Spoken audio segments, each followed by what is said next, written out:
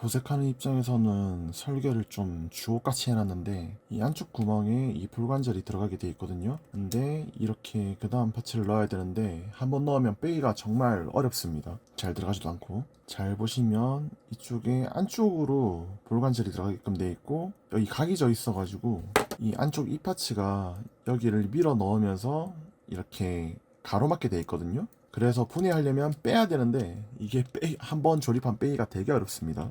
정말 거지같이 돼 있어요. 조립만 하시는 분들은 뭐 전혀 문제 없겠죠. 근데 도색하는 입장에서는 정말 거지 같네요.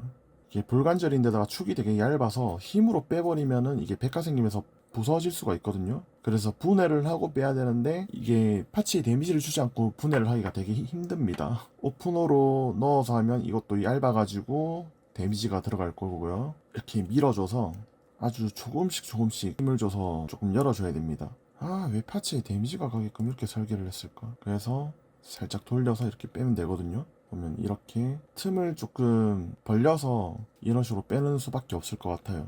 이걸 전부 다 빼려면은 파츠에 데미지가 너무 많이 가기 때문에 이렇게 조금씩만 열어줘야 될 것 같습니다. 조립만 하실 분들은 신경 안 쓰셔도 돼요.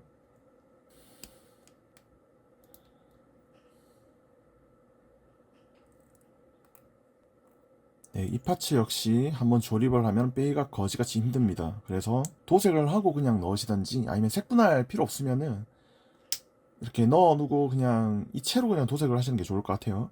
제 이 구멍을 통해서 빼려면 뺄 수는 있는데 설계 진짜 마음에 안 든다 근데.